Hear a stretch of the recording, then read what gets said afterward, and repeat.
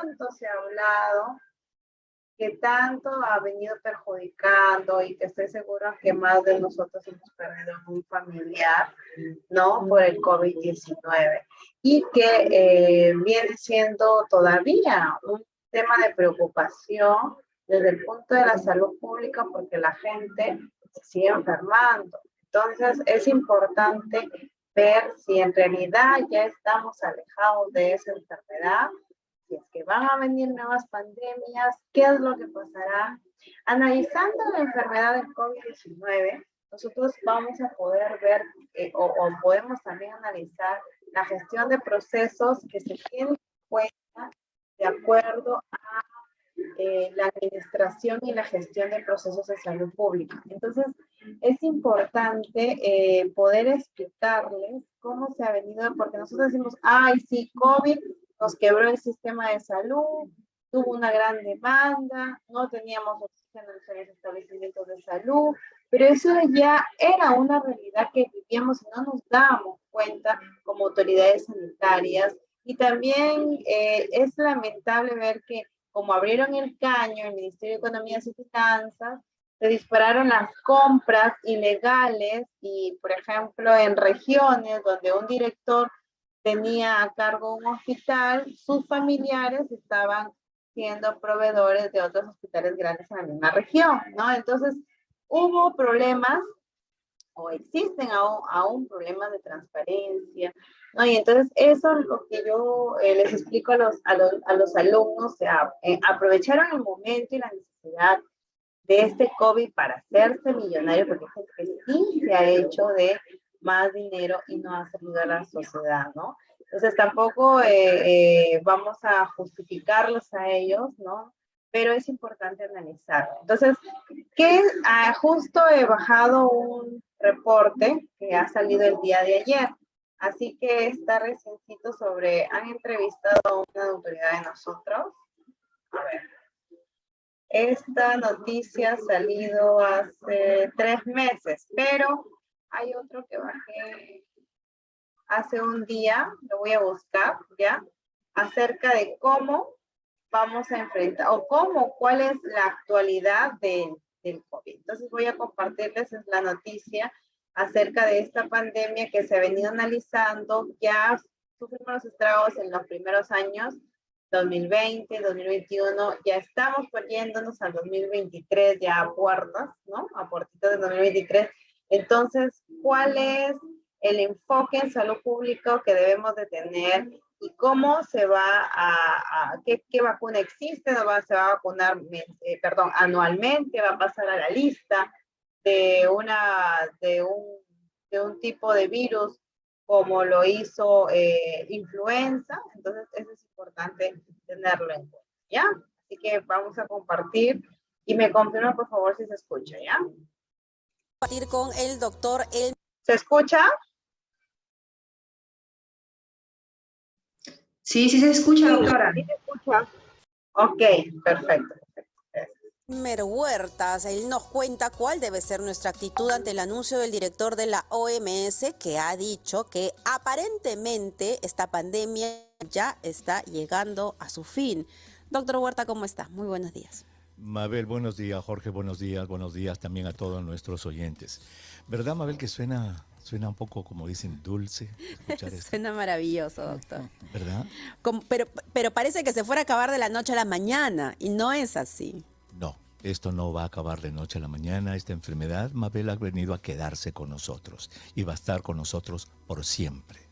De tal modo que todos los años, sobre todo en épocas de mayor frío, cuando la gente se reúne en espacios cerrados, van a haber contagios, y de ahora para adelante, así como escuchamos que fulanito se murió de cáncer, fulanita se murió de diabetes complicada o de un ataque cardíaco, en el futuro vamos a escuchar, don Pedro se murió de ¿qué? De COVID. Ay, todavía está dando, sí, COVID todavía está dando vueltas, y así va a ser por siempre. Pero suena muy bonito. Ayer tuve ocasión de ver esta conferencia de prensa del director de la OMS, y cuando lo escuché, la verdad es que me sorprendió y dije, qué increíble. 2 años y medio han pasado, estamos en el 3er año de la pandemia y estamos escuchando las palabras del director cuando dijo, el fin de la pandemia está cerca. hagamos todo lo posible. Y puso una figura muy interesante. Dijo, cuando un maratonista está corriendo y ya ve la meta allí, nunca se para. Al revés, al ver la meta que se le acerca, saca fuerzas de flaqueza y dice, quiero batir un récord, y saca la poca fuerza que pueda tener para cruzar la meta con éxito. Eso es lo que hay que hacer, es decir, no hay que bajar la guardia. Pero esto es interesante. Mira, lo que dijeron es que, Mabel, 28% de los casos nuevos de COVID-19 han disminuido 28% en la última semana. Las muertes han disminuido 22% en el mundo en la última semana, 22% en nuestra región de las Américas. Pero acá lo que hay que hacer, ellos delinearon lo que deberían hacer los países. En primer lugar, cada país y cada región tiene su propia pandemia. La pandemia en el Perú no se puede comparar con la pandemia de Suecia, ni con la de Zambia, ni con la de Estados Unidos. La pandemia peruana es la pandemia peruana. Por lo tanto, cada país y cada región debe plantear sus propias estrategias de salida. Debido a que muchos gobiernos tienen dificultad para priorizar sus acciones, la OMS dice 2 cosas deben ser predominantes. Primero, que hay que reducir la circulación del virus, protegiendo a las personas vulnerables en riesgo de enfermedad grave o exposición al virus. Ahí están los trabajadores de la salud, ahí están las personas muy mayores, ahí están las personas con diverso tipo de comorbilidades que si los agarra COVID, los puede complicar y los puede matar. Y segundo, hay que saber diagnosticar, hay que prevenir, tratar COVID-19 para reducir las muertes y las consecuencias a largo plazo. Entonces ellos dan, Mabel, Jorge, 6 lineamientos generales que yo creo que nuestro Ministerio de Salud ya debe estar tomando nota, y esta debe ser la guía de acción en los próximos meses.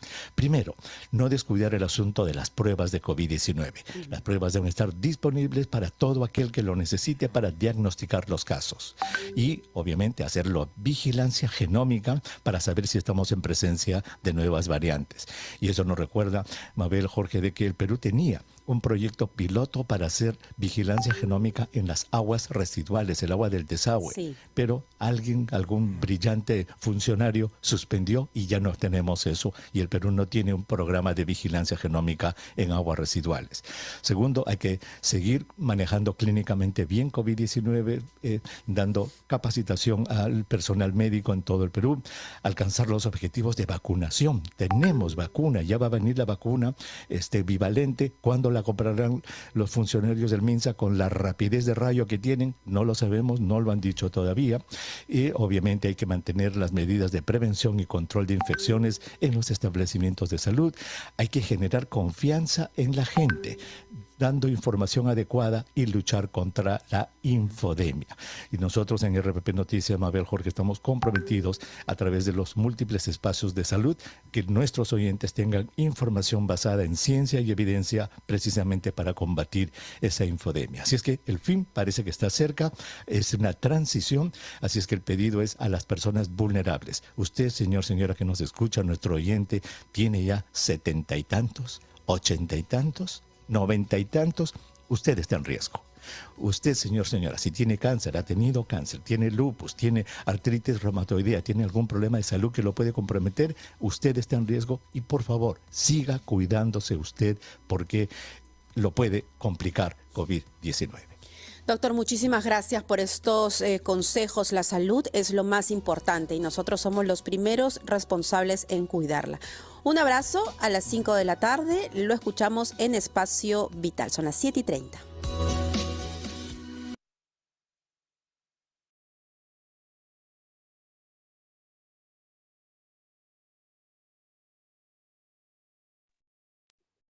Bien, lo que hemos podido analizar es que supuestamente la pandemia ya llegó a su fin, ¿no?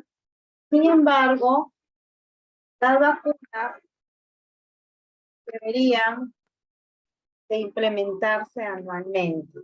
Entonces estamos hablando de un gasto necesario que se tiene que proyectar, se tiene que planificar para que a través del Ministerio de Economía den la viabilidad y sostengan. Pero ¿qué pasa si existen nuevas variantes o vienen nuevas plagas? Ya COVID pasaría a ser una enfermedad común pero la susceptibilidad que deja esta enfermedad con otras enfermedades que puedan venir, entonces eso está también estudiándose. Voy a compartirles ahora, mi pantalla para mencionar acerca de un poco de México nos vamos hasta Estados Unidos.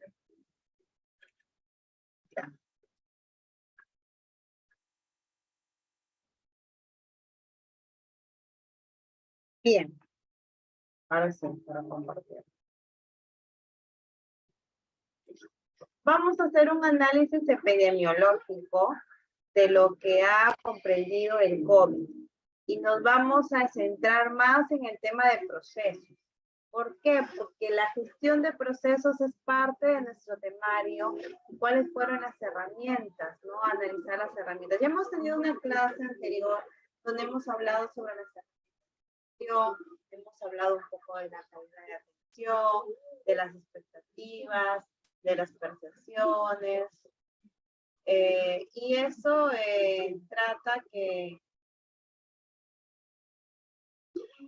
trata de la parte de los proveedores sanitarios, pero también trata del binomio proveedor-usuario, ¿no? Entonces, hay que considerar que actualmente no está estipulado una ley para ejercer los deberes por parte de los usuarios, ¿no? Hemos visto en la clase pasada una ley que protege los derechos de los usuarios, pero no existe aún ni en proyecto de ley, solamente hay consideraciones que la sacan de la ley 26842, que es la ley de salud, pero del Ministerio de Salud. Sin embargo, hay ciertos vacíos que nos permiten nosotros detectar la vulnerabilidad que tienen los mismos usuarios en no poder proveer sus deberes, en no poder fortalecer sus deberes. ¿Y eso qué hace? Que netamente la responsabilidad de la salud se la encarguen a los profesionales. Y eso no es así, porque para estar sano no solamente depende de los doctores, sino que depende de la responsabilidad en salud pública de quien asuma el cuidado y de quienes asuman el cuidado de las personas que vienen a cargo. Entonces, un poco para analizar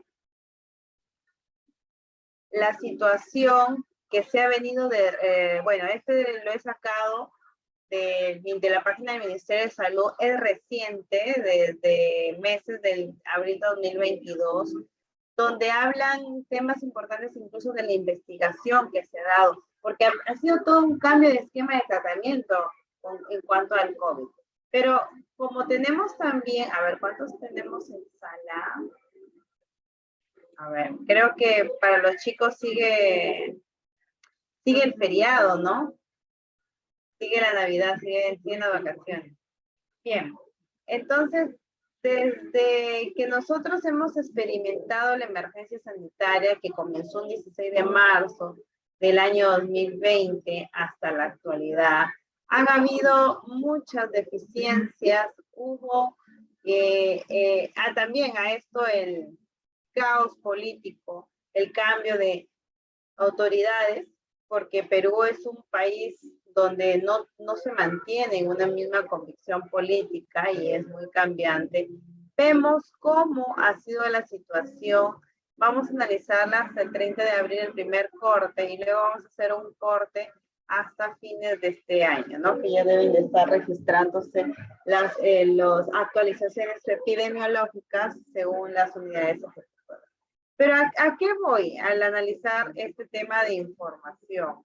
Es la cantidad de personas que se han venido registrando con la actualidad y la cantidad de personas que aún no se registran. ¿Ustedes creen que estas cifras son reales a medida que tengan las estadísticas? Pero in situ hay más de estas estadísticas.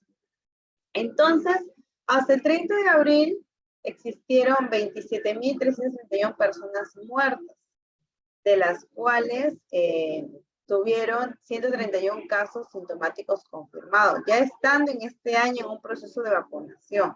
¿Qué pasa cuando hay casos ya confirmados y muestras de pacientes asintomáticos? Por ejemplo, a ver, vamos participando, ¿ya? A ver, ¿quiénes están en sala? Solange Paredes, Manuel Mantilla Lina y Patricia Collante. A ver, Patricia Collante, ¿de qué región eres? Lima. Lima. En Lima total, los casos de COVID han llegado a 13.855.320, ¿no? Entonces, la población aproximadamente de Lima creo que está llegando hasta los 21, 22 millones. La mitad ha tenido COVID y está confirmado.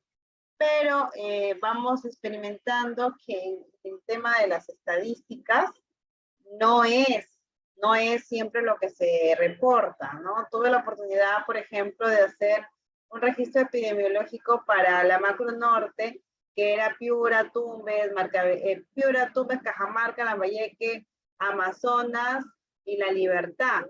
Entonces, cuando, por ejemplo, en Piura teníamos una lista supuestamente de 200 personas, en la primera, estábamos hablando del primer mesecito de pandemia, habían 200 en el hospital, pero recuerden que también atenciones domiciliarias, y eso no se registraron. Personas que fueron a fallecer a los hospitales y tampoco se registraron.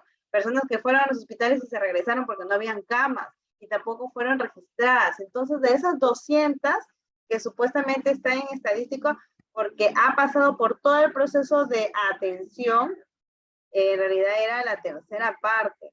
Llegamos a tener en este reporte 822, pero tuvimos que salir a ver cómo. ¿Y quién nos dio ese datito? ¿Cómo llegamos a los 822? Solamente para hacer la comparación de Piura. Porque nos fuimos a todas las farmacias y comenzamos a distribuir, o hicimos las recetas médicas, ¿no? Las copias, las ventas, porque cuando vas a una farmacia te piden el DNI. Entonces, contabilizando, ya tendríamos que, fuimos en realidad a 7 farmacias, ¿no? Y por la venta de medicamentos nos daba una cantidad, muy aparte de la cantidad de personas o de usuarios que han ido a los establecimientos de salud y que sí les han dado medicamentos. Entonces, nos creó la duda de por qué siempre MINSA reporta la tercera parte, cuando lo real es, se ven otras cifras, ¿no? Y así es en todo tipo de patología. No todos van a los mismos establecimientos de salud. Pero ¿eso qué implica? Implica que existen brechas para no ir al establecimiento de salud. Implica que la parte de gestión de procesos de calidad todavía está en pañales, ¿no? Por ejemplo, acá vamos analizando, a ver, los casos reportados. Miren cómo está la curva que está descendiendo. Bueno, esto es en cuanto a los casos que se han hecho, de acuerdo al tipo de prueba que han tomado, se han tomado PCR, ¿no? Una AG, y los casos se han mantenido sobre 1 millón, miren, y en el 2022 ha subido. ¿Por qué? Porque ha habido un mejor registro, porque ya se dotaron de más insumos en laboratorio. Al principio, en el 2020, prácticamente estuvimos trabajando a ciegas porque no descubríamos, y eso fue a nivel mundial. Ahora, ¿qué pasa con el tema?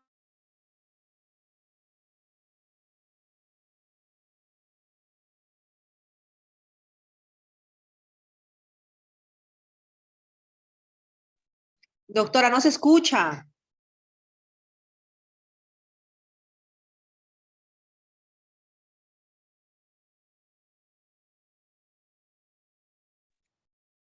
Hola, ¿me escuchan ahora?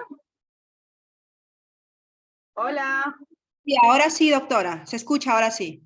Ahí, ¿en qué parte disculpe, en qué parte me quedé? Hable.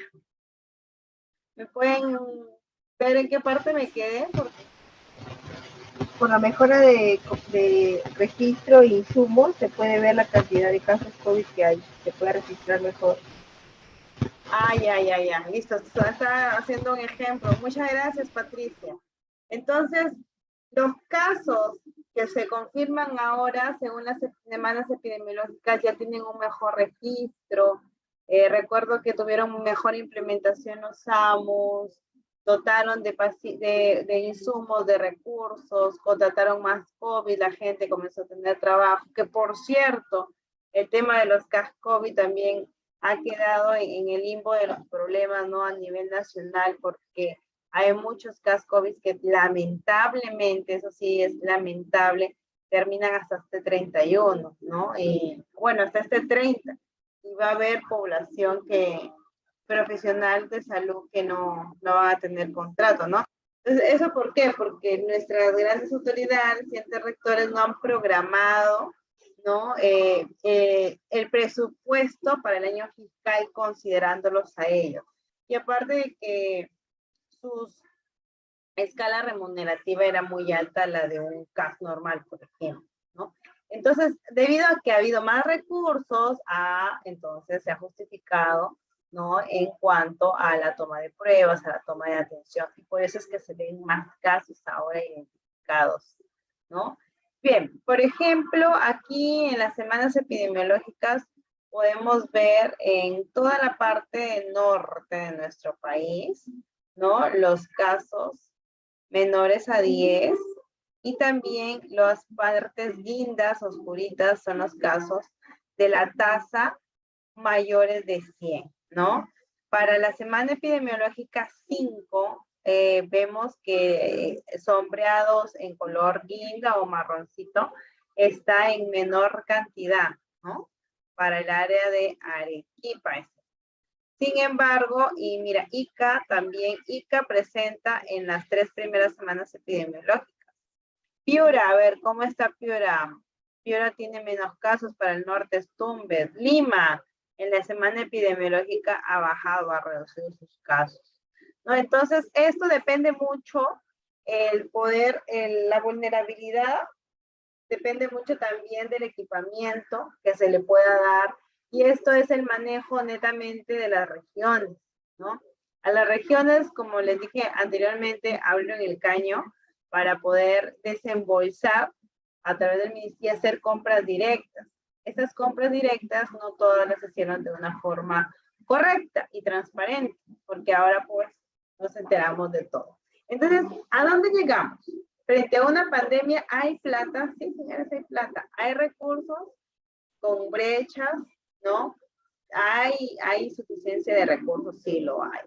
Entonces, a nuestro país le conviene estabilizar, le convendría estabilizar los recursos en salud, puesto de que ayudaría a tener más sostenibilidad, más seguimiento, más visitas domiciliarias, y sobre todo aplicaría a la atención primaria de la salud, ¿no?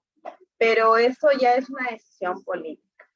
Bien, un poco bueno, estas son las tasas, ya de acuerdo a las semanas epidemiológicas, de cómo ha venido haciendo la tasa de ataque, de acuerdo a la sintomatología del COVID, y la tasa de ataque acumulada, ¿no? En color rojo, que se refiere a esa proximidad de casos, ¿no? Y tomando en cuenta la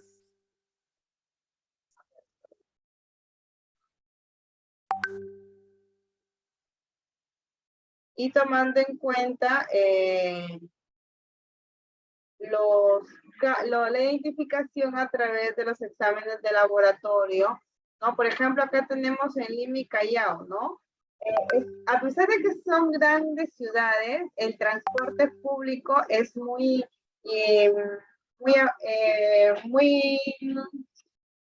congestionado en las horas punta, ¿no? A comparación de las provincias, ¿no? Y por eso se hace una comparación sobre la tasa de ataque y la acumulada.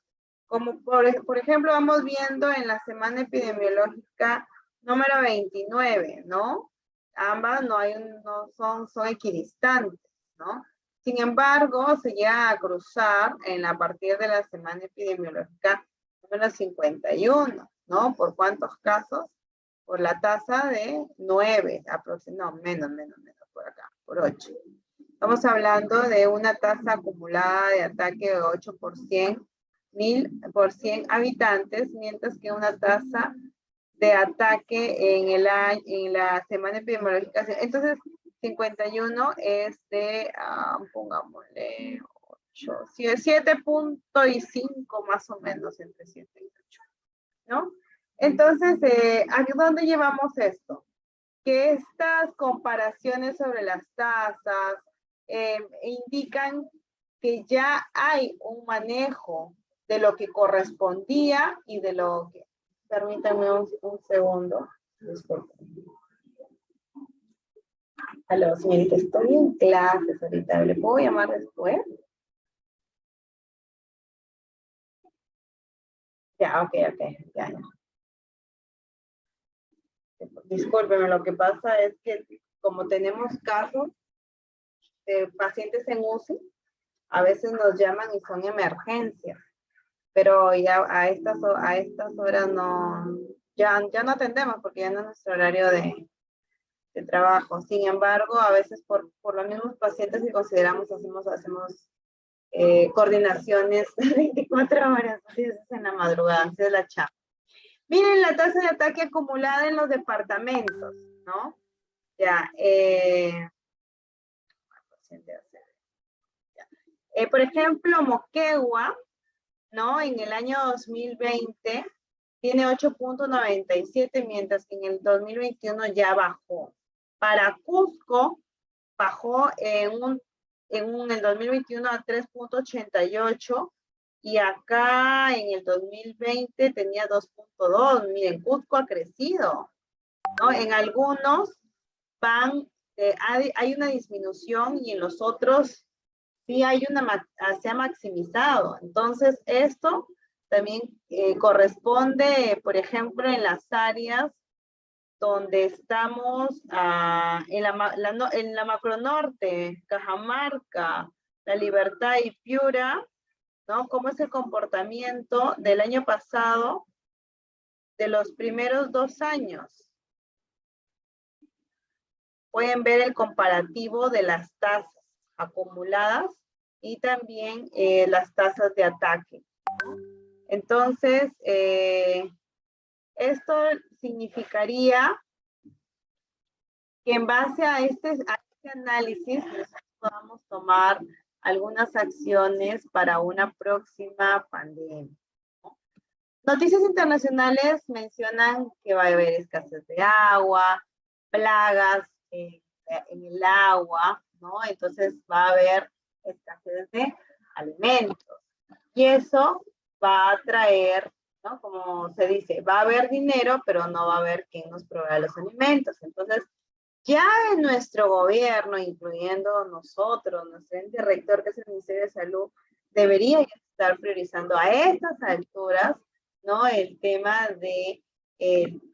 pues, de lo que está pasando en los otros países, ¿no? Que todavía no lo ponen en las noticias, pero sí debería estar priorizando su salud ambiental, el tema de la evaluación de abastecimiento de agua, saneamiento, porque aún con el tema de COVID que ha impactado, señores, todavía no se han resuelto el acceso del agua en la población, ¿no? Entonces, eso implicaría que desde el punto de vista de la salud pública exista la brecha de la falta de agua y el acceso que tenga hacia ella.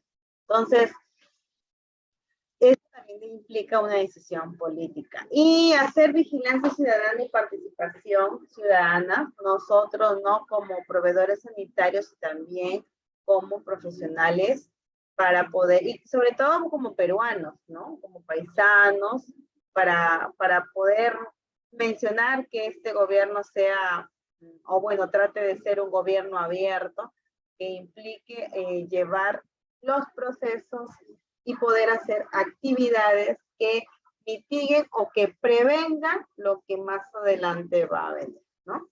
Entonces, bueno, esto es en cuanto a, les voy a pasar esto a la señorita responsable, porque aquí ya hablan un poco de las tasas de ataque por sexo, por edad, por región, cómo va la pirámide poblacional y las defunciones. Esto es, en realidad, es largo. Poder analizarlo es largo, tiene 95 diapositivas.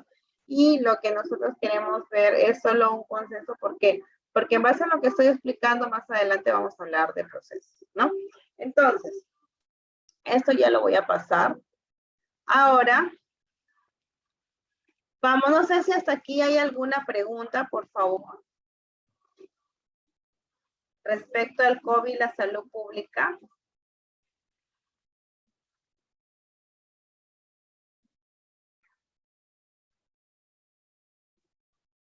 Chicos, chicas.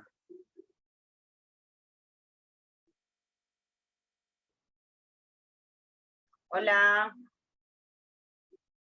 Ahora vamos a tomando la asistencia.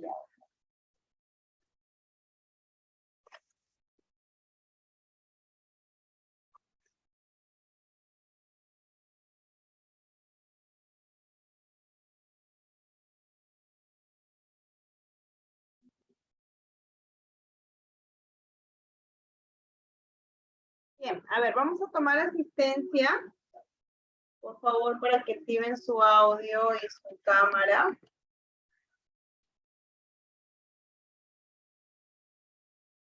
Patricia Collante. Tumbes, ¿verdad? No, Lima. Otra señorita Collante. Sí, doctora. Lina Mendoza. Doctora, buenas noches, presente. ¿Qué tal? Buenas noches. Janet.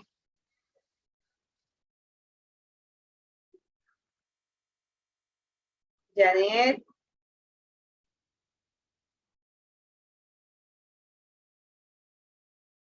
Manuel Mantilla.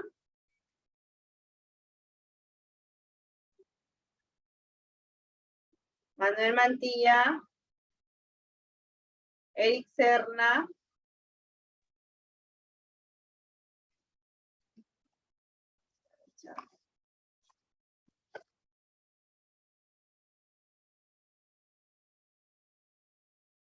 Presente, Janet. Ya. Bien. Ahora vamos a compartir un video de lo que corresponde a la gestión en salud y a las herramientas que deben de tener en la gestión en los servicios de salud. Una vez que conozcamos las herramientas, vamos a comparar con la situación del COVID, por ejemplo, como una capacitación frecuente, y vamos a poder analizar qué herramientas pueden haber o pueden ustedes detectar en su establecimiento que les pueda ayudar a, por ejemplo, hacer un plan de mejora, ¿ya? Entonces vamos a...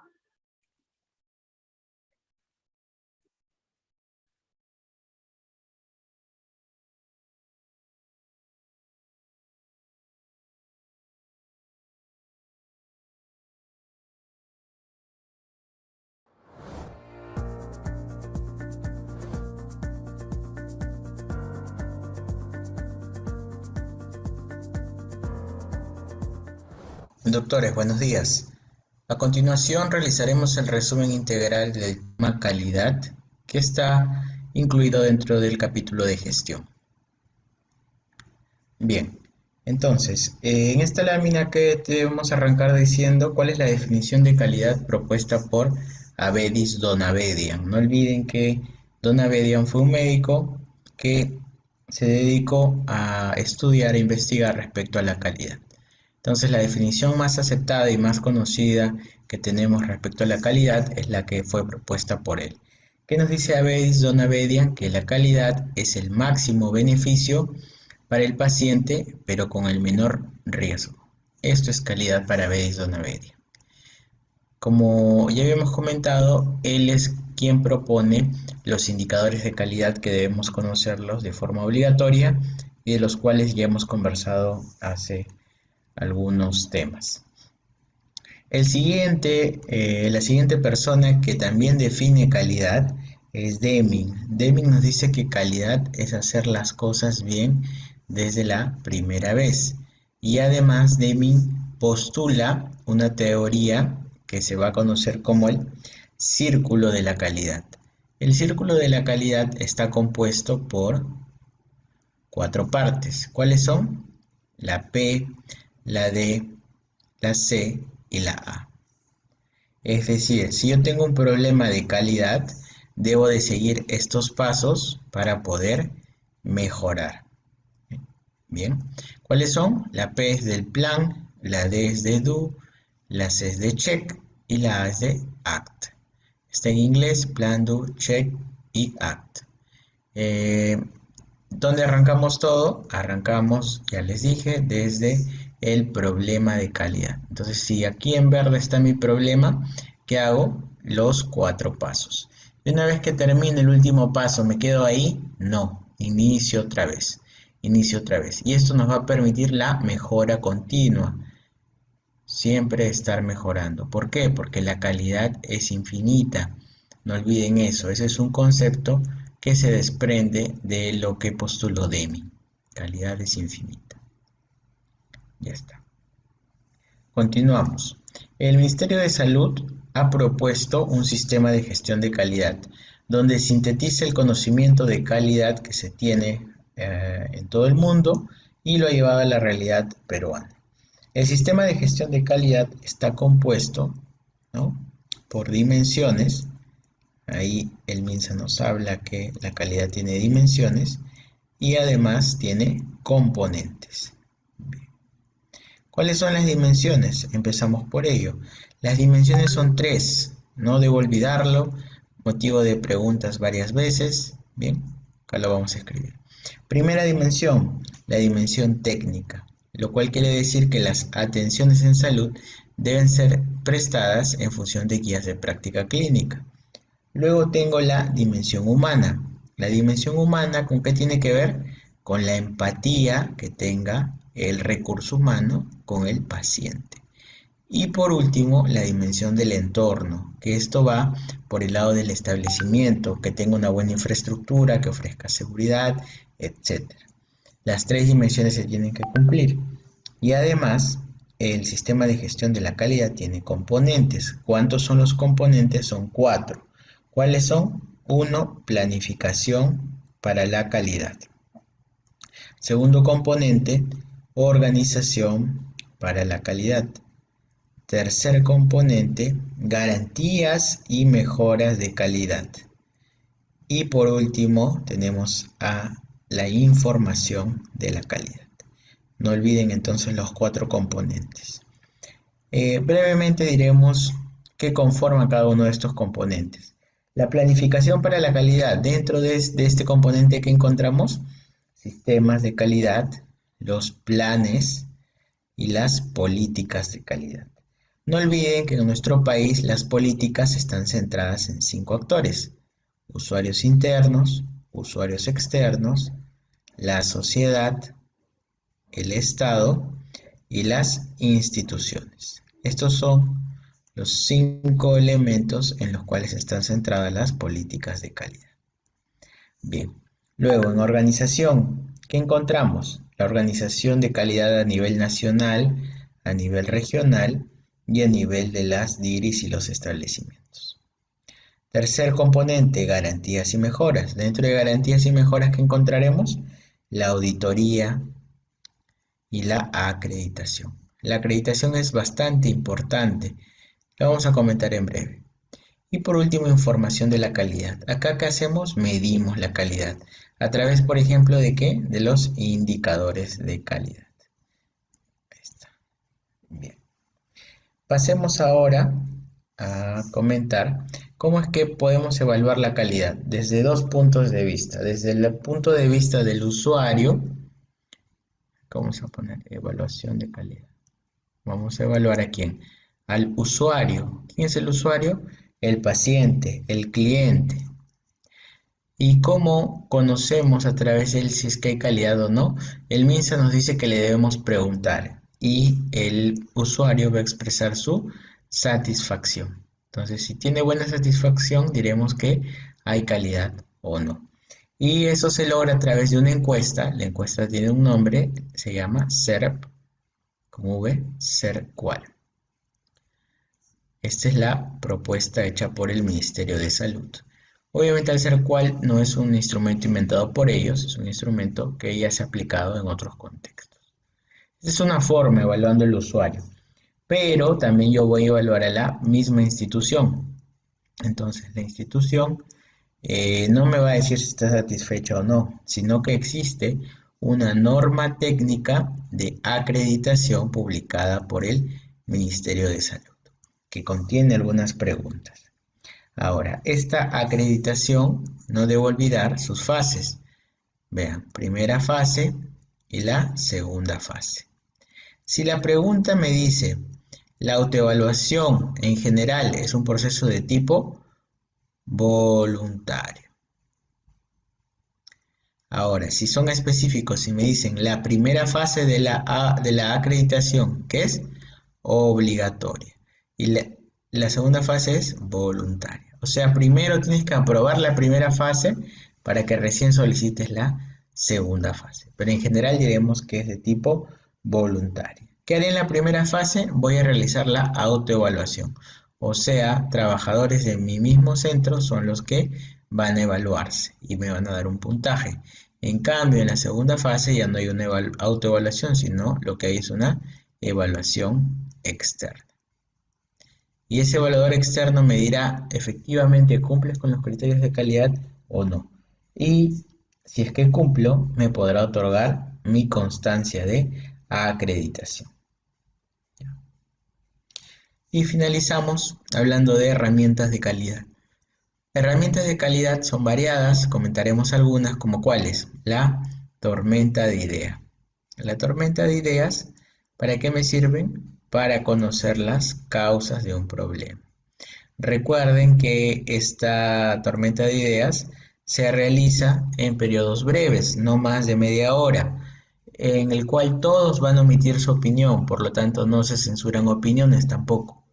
Bien, ya está. Otra herramienta importante a recordar es el diagrama de el árbol, ¿ya? El diagrama del árbol. ¿Por qué? Porque me permite evaluar varias causas y me permite evaluar varios efectos. ¿Ya? Ahí está. Listo. Otra herramienta importante, no olvidar, Pareto. La herramienta Pareto es la herramienta para priorizar. ¿Qué quiero priorizar? ¿Cómo vamos a solucionar un problema? Atacando al 20% de sus causas. Por eso el Pareto también se le conoce como la regla del 80-20, donde nos dice que el 80% de un problema se resuelve atacando el 20% de sus causas. Bien, entonces hasta aquí llegamos con esta parte de calidad y herramientas de calidad.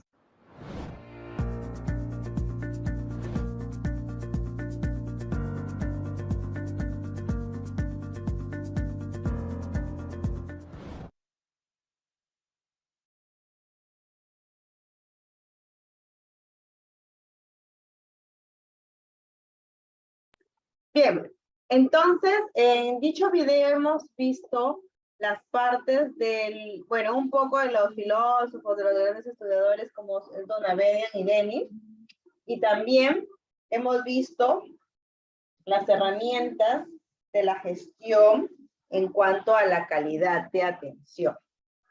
Y es importante para los planes de mejora continua, les han mencionado. Entonces,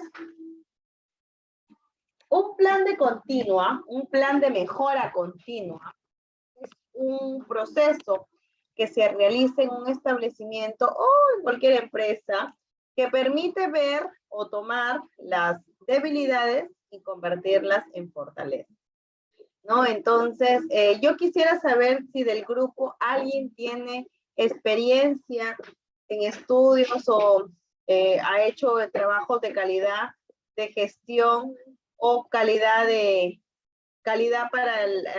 para mejorar el sistema en el primer nivel de atención, por favor, para que puedan participar y me puedan ayudar con la idea de la clase.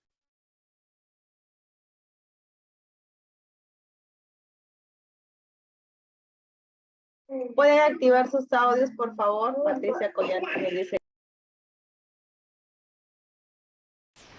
No, doctor.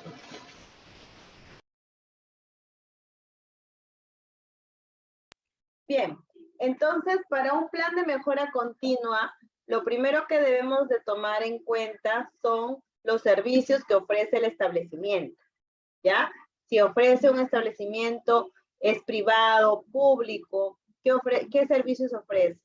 Punto número 2, ¿cómo es el flujograma para poder tener esa atención?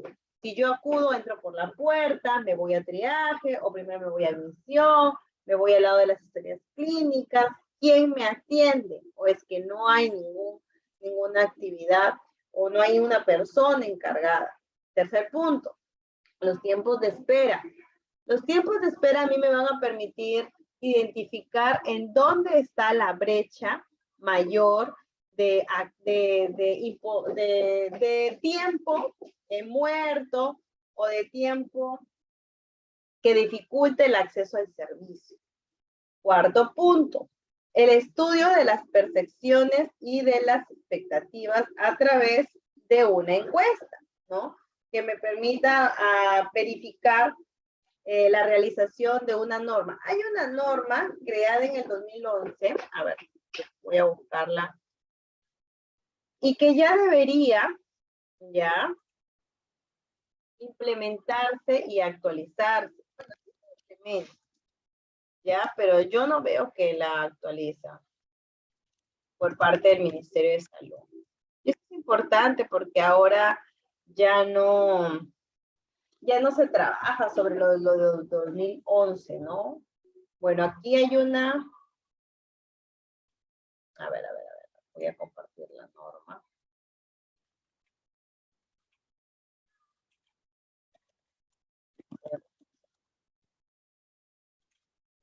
Y son los mismos proveedores sanitarios quienes ejercen, ¿no? Ese servicio de poder dar satisfacción a los usuarios internos o externos, y son también los mismos usuarios quienes mencionan si existe un servicio de calidad o no, ¿no? Entonces, después es la cuarta herramienta de gestión que podemos considerar. Entonces, recuerden, primero, cuando entremos ahí, esto les va a ayudar, pues, por si tienen ustedes un servicio privado, ¿cómo hacemos un plan de mejora? Primero identificamos los determinantes, ¿no? Lo que me va a facilitar el acceso al servicio, ¿no? Entonces yo voy y entro, y hacia dónde me dirijo. El flujograma es una herramienta de gestión. El flujograma, la cartera de servicios que debe de ofrecer ese establecimiento, desde que dice el horario de atención, qué es lo que ofrece, quiénes lo ofrecen, ¿ya? Luego, otra herramienta de gestión son los documentos, ¿no?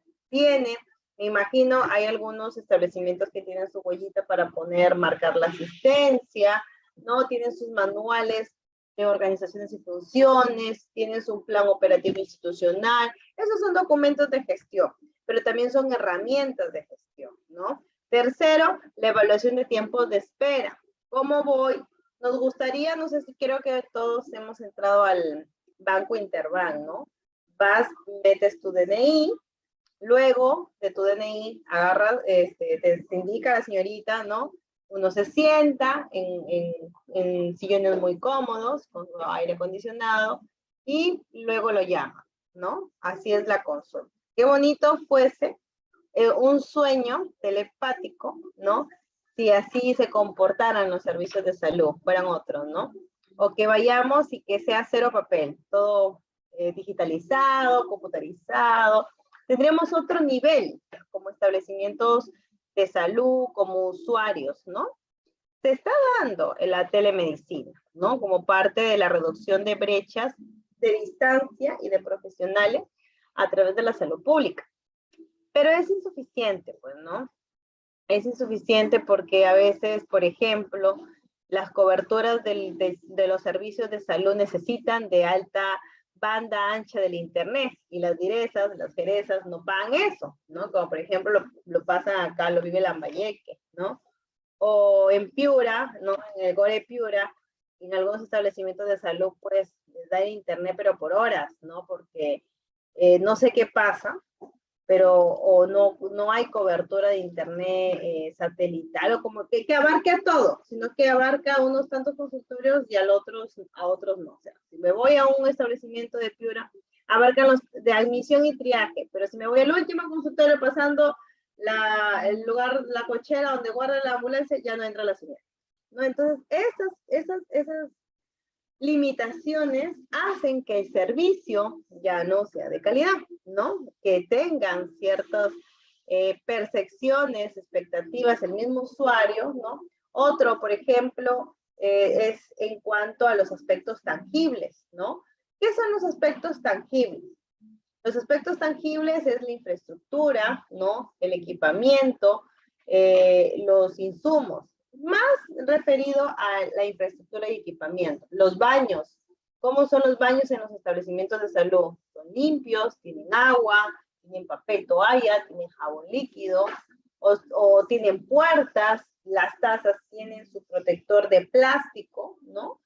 Tienen baños diferenciados para varones y mujeres, o todos igual, tienen baños para niños, tienen baños para personas con discapacidad. Esa es otra herramienta de gestión para un buen proyecto de mejora en un establecimiento, el factor de la inclusión social, ¿no? Y vemos muchos establecimientos que los baños quedan en el segundo piso, o no tienen esa rampa para las personas con problemas de caminar, ¿no? Con las personas con sillas de rueda, o las personas que van con su bastoncito. Entonces, esas herramientas tenemos que tener ojo, ¿no? Ojo, para poder nosotros identificarlas y plasmarlas en nuestro plan de mejora. No existe un manual así donde las herramientas estén todititas que deben de hacer. Hablan, por ejemplo, de la calidad unas, otros hablan de los tiempos de espera, otros hablan de la norma de satisfacción al usuario externo. Lo que les estoy hablando es de la experiencia que se tiene como gestor, ¿no? Porque algunos ven que en tema de gestión se dedican a abastecimiento de medicamentos y se olvidan del trato humanizado. No, es muy subjetiva la percepción de la calidad, y es también subjetivo el tema de la gestión por procesos, ¿no? Hay personas en los establecimientos de salud que van y cumplen su función, y ya con eso les pagan y todo bien bacán. No hay un mal ambiente laboral, ¿no? El clima organizacional es otra herramienta de gestión, ¿no? Que no existan esos conflictos, que se miren como familia, que también es bien difícil, ya permite que las empresas operen, ¿no? O que a esos trabajadores como ustedes, buen trabajadores, se les dé ciertos privilegios por haber llegado a las metas. El Ministerio de Salud, a partir de 2018, ha propuesto remuneraciones cuando llegan a las metas. O sea, les dan un plus más, 300, 400 por cumplimiento de una meta, no por un mes. Sin embargo, el reto es que lo hagan sin bonos, pues, ¿no? Que atiendan con una calidad. Y eso también implica el poder ejercer, ¿no? La participación ciudadana y la vigilancia por parte de los usuarios, ¿no? Entonces, la participación ciudadana es hacer que se cumpla una ley, la ley de la participación ciudadana acá, donde yo voy como usuaria, como persona empoderada, a tener el acceso al servicio, pero ayudo al sistema, no lo quebranto, con denuncias, con maltratos. Y recordemos que sí, hay una ley para esto también lo quiero tocar, ya, y lo voy a descargar, porque esto estoy segura que les va a ustedes servir.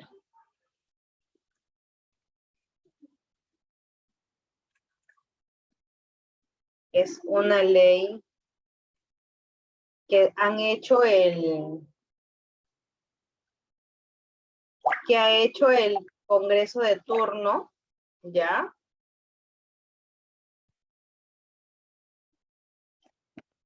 Porque a ustedes les puede pasar en cualquier momento. Esto también no es parte de la clase, pero sí es importante que ustedes lo conozcan. Lo voy a proyectar, ¿ya? Porque he estado haciendo acá mi esquema de clase y dije, ya, cuando hable de la ley, la busco y se las pongo. A ver, todos son ustedes profesionales de salud, que si bien es cierto, dan sus servicios, cumplen, son responsables, pero como una herramienta de gestión por el beneficio también de ustedes y cuidarlos, porque son, antes de ser profesionales son personas, son padres, madres, hijos, ¿no? Integrantes de una familia hermosa. Existe una ley que modifica dos artículos, la 121 y la 122 del Código Penal. Entonces, ¿qué hace al modificar estos dos artículos? Que con el fin de introducir a circunstancias agravantes específicas en caso de que la víctima sea un profesional técnico o auxiliar o asistencial de la salud. Esto menciona que si viene alguien a agredirlos en su ejercicio de la actividad profesional, ustedes lo puedan demandar ante esta ley. Esta ley es muy importante, siempre ha salido recién el año pasado, ¿ya?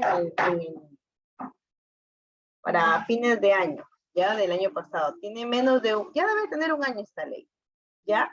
Y es importante que la conozcan porque a ustedes nadie les puede venir a faltar el respeto. En la clase pasada hablé sobre los derechos a los usuarios con la ley 29414, que defiende a los usuarios y sus derechos. Pero los derechos de ustedes los defiende el Ministerio de Trabajo, la entidad, ¿no? Sus recursos humanos y también, bueno, los que son CAS los defiende Servir y los nombrados pues tienen de acuerdo a 276, 728 sus sindicatos. Pero ustedes están por encima de ser profesionales, son personas. Entonces se tipifica como delito aquella persona que va y los insulta, los agrava, utilicen grabaciones, hagan acusaciones malintencionadas, los agredan. Ustedes tienen cómo cómo ustedes puedan avanzar, ¿ya? Y puedan también denunciar, ¿no? Aquí está sobre las lesiones graves. Esta ley es amplia, ¿ya?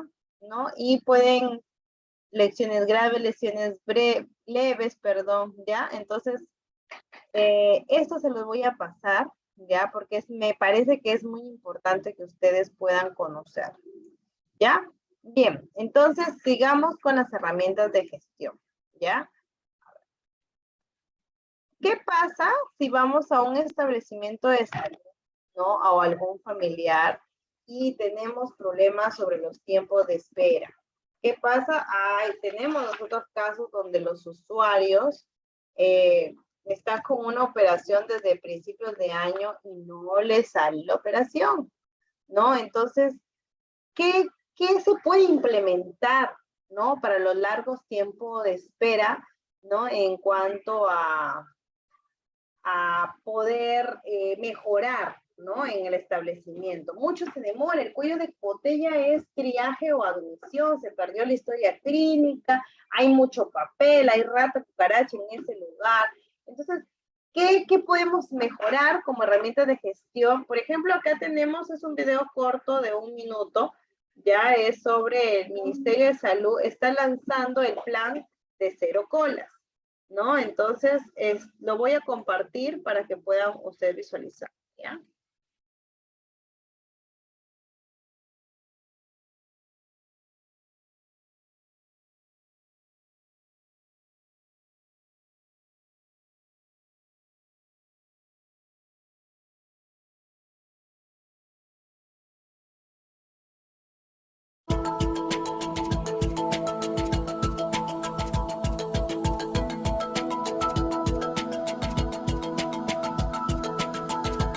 Estamos integrando todo lo que les he comentado, tener un anillo de contención de un primer nivel de atención, un sistema de referencia y contrarreferencia, pero con tecnología de información. También personas contratadas para poder atender en la zona de la admisión, para poder resolver problemas específicos que pueda tener cada persona. Muchas veces van, a veces solamente para tener información. Lo que estamos implementando es que sea mucho más fácil, no solamente la llamada telefónica, sino pueda ser un aplicativo para teléfono. De tal manera que uno lo instala en su teléfono y puede hacerlo desde su celular, puede hacer la cita. Entonces lo único que tiene que colocar es su DNI, el teléfono celular de la persona y el correo electrónico donde le van a confirmar la cita.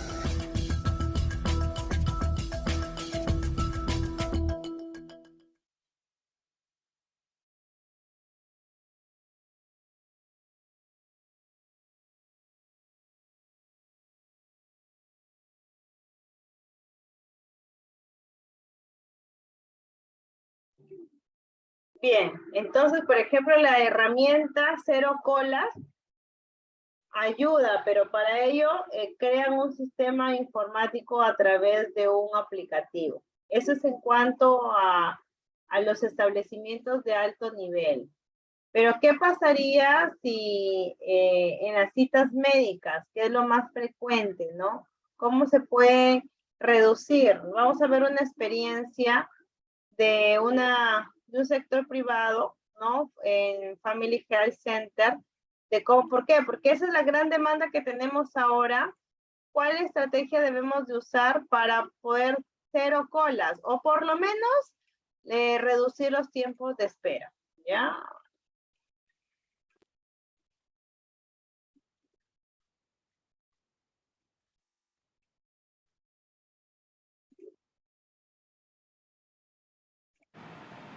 Hola, ¿qué tal? Como parte de la materia Gestión de la Integración, Alcance y Tiempo del Proyecto, desarrollamos un proyecto denominado Reducción de Tiempos de Espera para los pacientes de Salud Family Health Center de la clínica Fort Lupton. En él aplicaremos los conceptos y herramientas relacionadas con la gestión de un proyecto.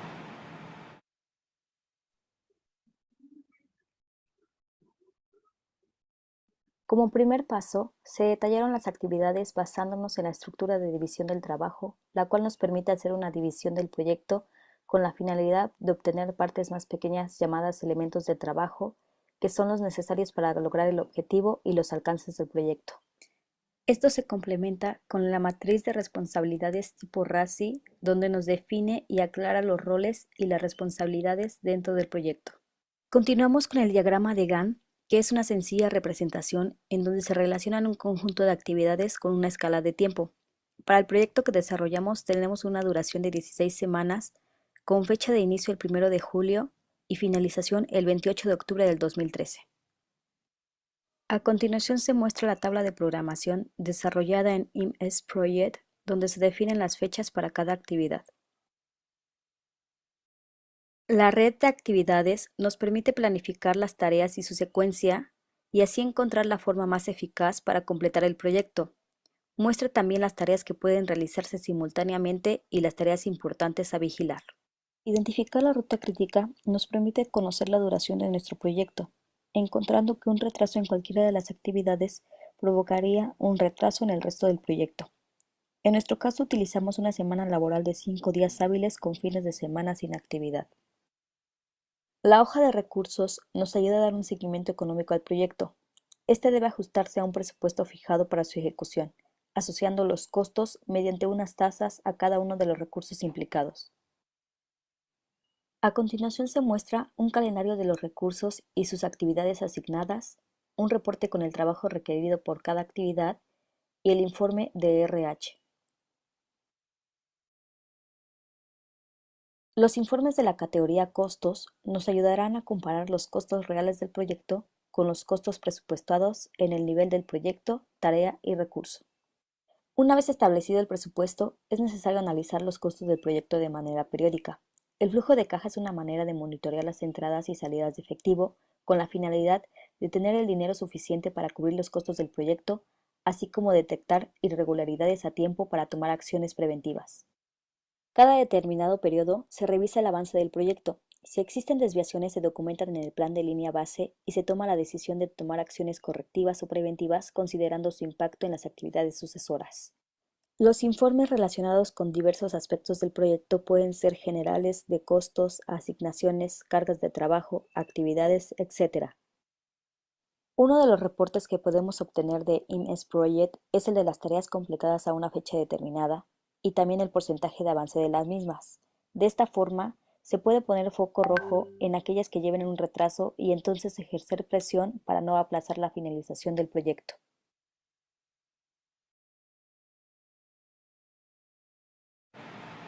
El seguimiento del proyecto se realizará de forma semanal sobre los distintos indicadores de nuestro proyecto, ya que de esta manera podemos detectar si estamos en tiempo o si existe algún retraso para así aplicar una medida correctiva.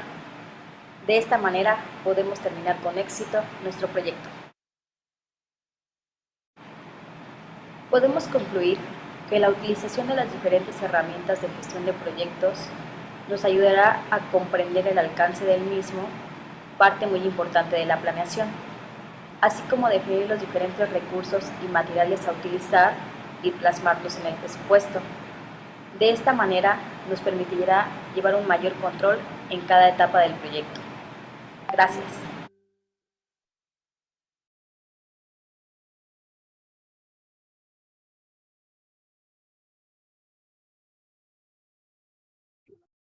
Bien, entonces ellos han utilizado un programa, ya, denominado Equipec Men Project, que sistematiza los tiempos de espera, evalúa los puntos críticos.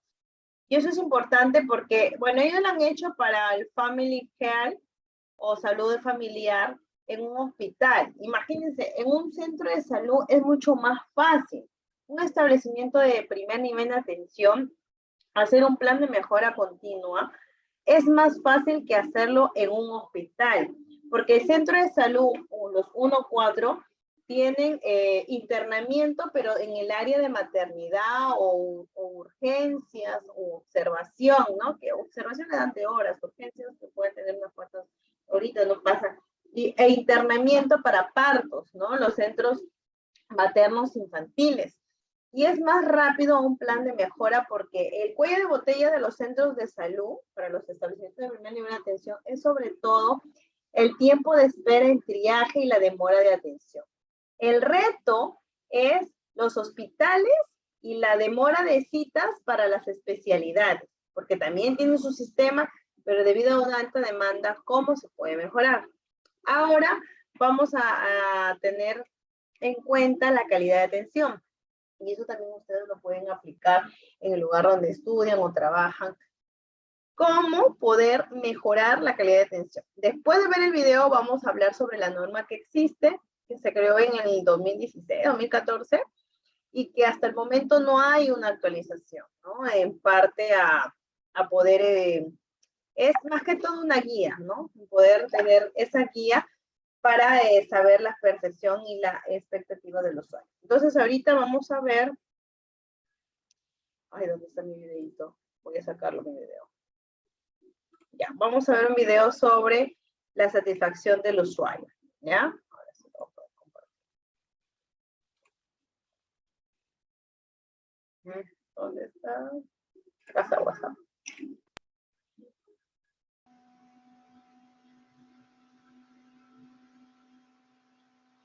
Buenos días, en esta oportunidad a través del aula virtual de Silvia, que es un aula que está orientada para compartir diferentes conceptos, conocimientos y experiencias para el fortalecimiento del cuidado de enfermería.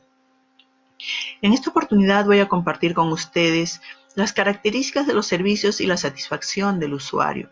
La pregunta es, ¿cómo debe ser un servicio para satisfacer al usuario? Hay 4 aspectos que debemos tomar en cuenta para esto, los cuales voy a detallarles a continuación. ¿Cuáles son los aspectos para la satisfacción del cliente? Los aspectos son 4 y son los siguientes.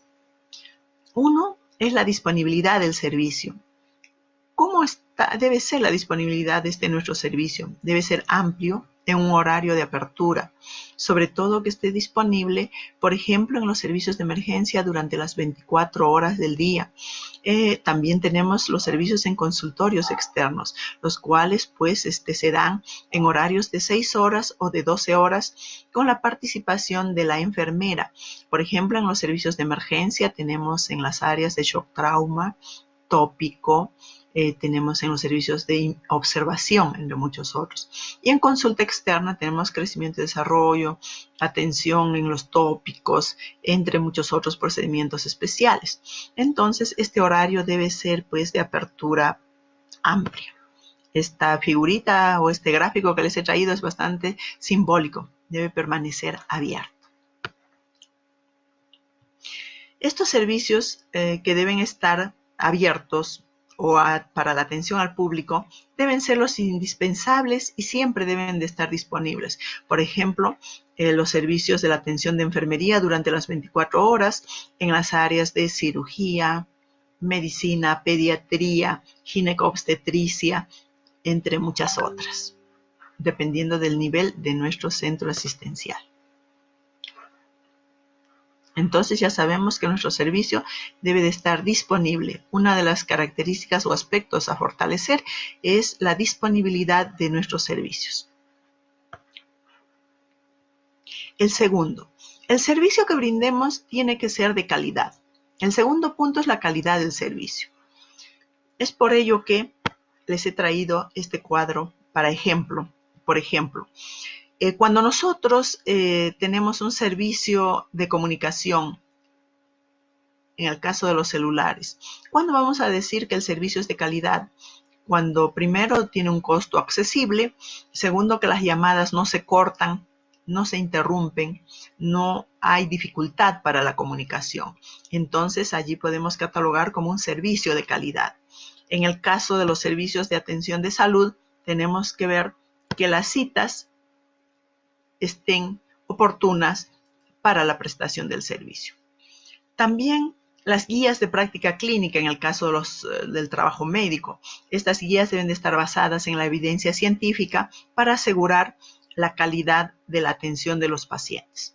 En el caso de enfermería tenemos las guías de procedimientos de enfermería, las cuales también deben de estar elaboradas en base a la realidad existente y a los estudios de investigación, los que nos van a permitir elaborar nuestras guías de enfermería, de procedimientos de enfermería basadas en la evidencia.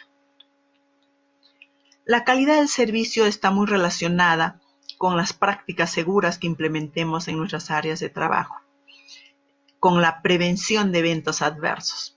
Las prácticas seguras esencialmente son la identificación correcta de nuestro paciente para evitar errores en los pacientes, que un paciente sea intervenido quirúrgicamente por error por otro, que se realice un procedimiento en el lugar no correcto, que se administre un medicamento al paciente incorrecto, entre muchos otros. Entonces, la forma de identificar a nuestro paciente es mediante el uso de brazaletes de identificación, los cuales pues están siendo colocados en la muñeca o en los tobillos de los pacientes, donde figure el nombre, el apellido, el documento de identidad, la fecha de ingreso, entre otros puntos. La otra práctica segura que enfermería desarrolla es la de prevención de caídas. La prevención de caídas también con la aplicación de la escala de Doughton para identificar los riesgos de caída y la intervención en ello. La otra práctica segura es la de prevención de úlceras por presión, también con una escala de identificación de riesgos y un plan para la intervención sobre estos riesgos existentes para evitar que se ocasionen úlceras por presión y también, como les decía anteriormente, que hayan caídas en nuestros pacientes. La otra práctica segura es la administración segura de medicamentos o la administración correcta de medicamentos, con el cumplimiento básico de los 5 correctos para evitar problemas en la administración de medicamentos que nos puedan generar en el paciente eventos adversos. Otro punto que nos da la calidad en el servicio de enfermería es la prevención y gestión de los eventos adversos. Los eventos adversos que están relacionados específicamente con el cuidado son aquellos relacionados con las prácticas seguras, por ejemplo, la incidencia de caídas, la incidencia de úlceras por presión, los errores en la administración de medicamentos, la identificación incorrecta del paciente, que nos puede generar múltiples eventos adversos, entre muchos otros. Entonces, estos son aspectos que tenemos que prevenirlos primero, en la primera etapa. La segunda, si ya se produce un evento adverso, tenemos que registrarlos en formatos que se establecen para poder gestionarlos. ¿Cómo se gestionan? Se forma un comité de evaluación de eventos adversos. Tenemos 2 tipos de eventos adversos, los eventos adversos comunes y los eventos adversos centinela, que ocasionan daños irreversibles en nuestros pacientes. Estos comités se encargan de hacer el análisis y la evaluación de estos eventos adversos, los factores que han intervenido, los agentes causales, así como también se proponen alternativas para prevenir la nueva ocurrencia de eventos adversos, así como por ejemplo que las camas tengan frenos, que hayan barandales, que los timbres de llamada de enfermera estén operativos, entre muchos otros.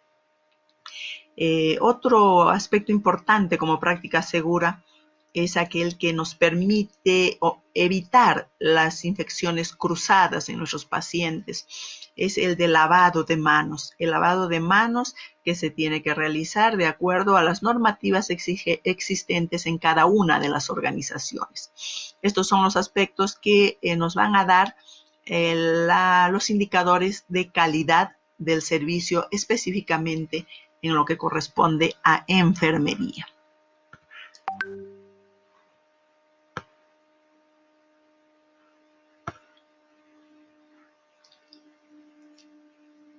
Otro aspecto importante es el de la personalización del servicio.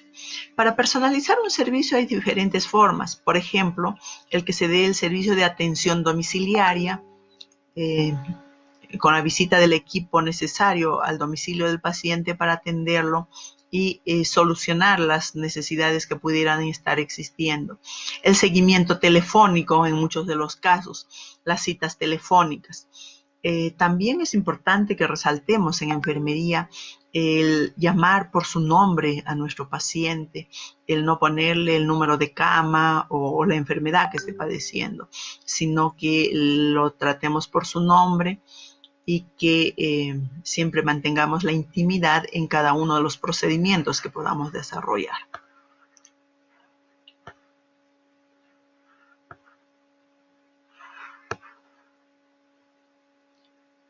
El otro aspecto importante para lograr la satisfacción del cliente es los costos, el costo del servicio, el costo que debe ser razonable y en relación a la eficiencia que debe tener nuestro servicio.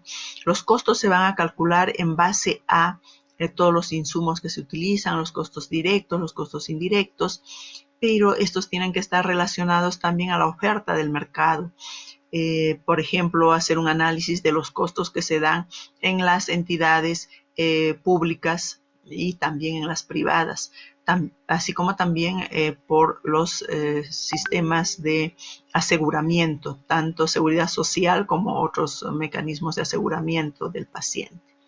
Estos son los 4 aspectos importantes que debemos de tener en cuenta al momento de elaborar proyectos de mejora y trabajar pues enrumbados hacia el logro de la satisfacción de nuestros usuarios con la mejora de la calidad.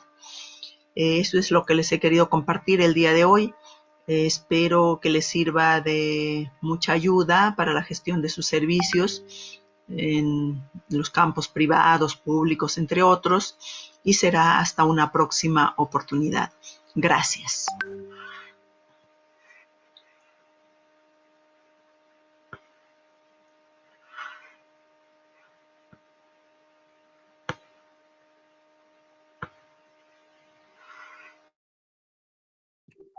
Bien, como se dan cuenta, no existe un libro, un tratado que nos puedan dar todas las herramientas de gestión en uno solo, ¿no? Lo tengo que sacar de un lado, de otro, de las normas, de los reglamentos, de distintas posturas, ¿no? Porque son muchas herramientas de gestión que nos ayudan a mejorar los procesos en salud.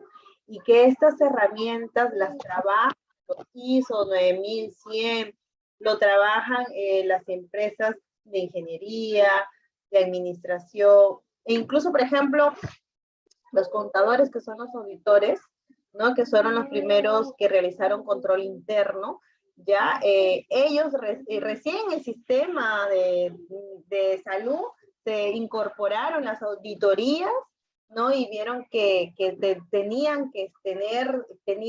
que ser por regla la oficina del OSI, que es la Oficina de Control Interno, ¿no?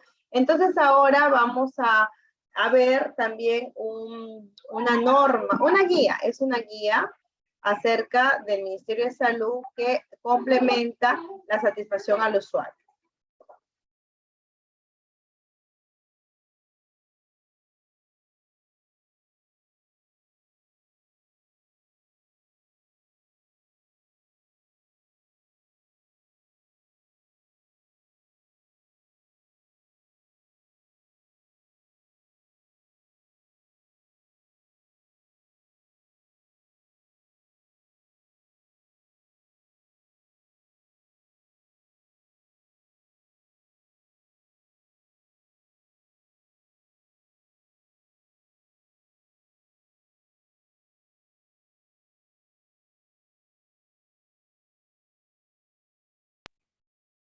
Bien, estimados alumnos, esta es la guía, creada en el 2011, ya es la 527.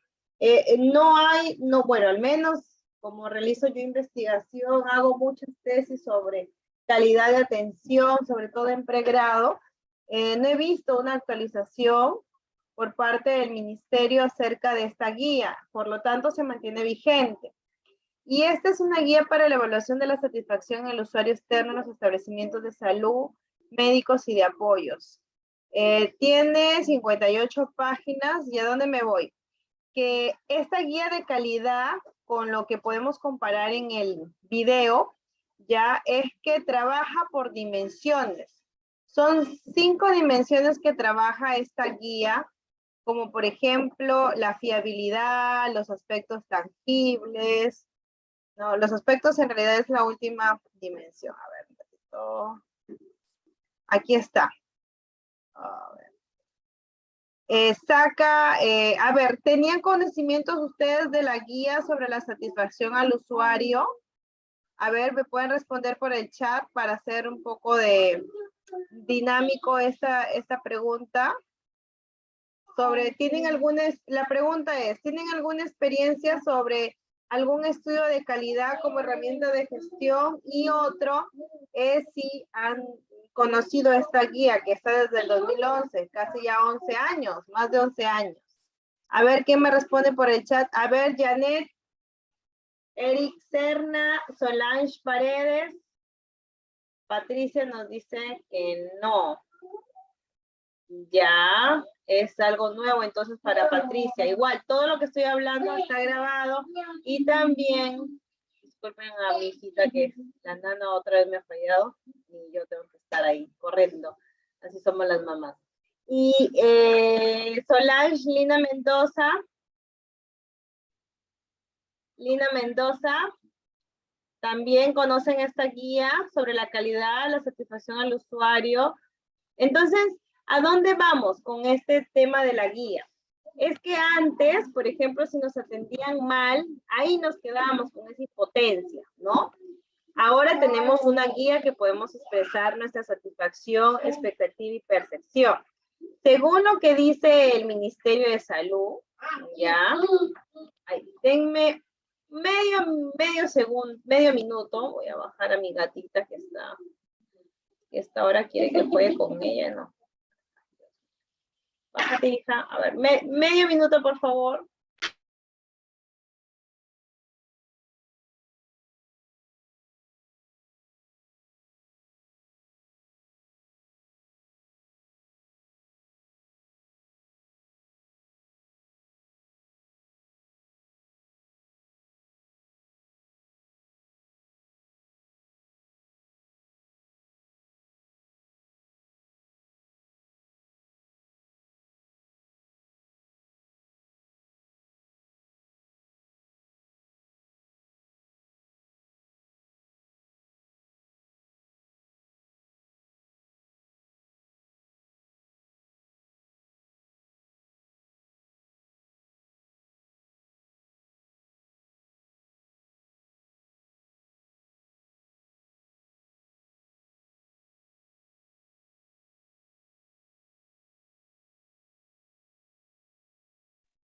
Bien, discúlpenme, chicos.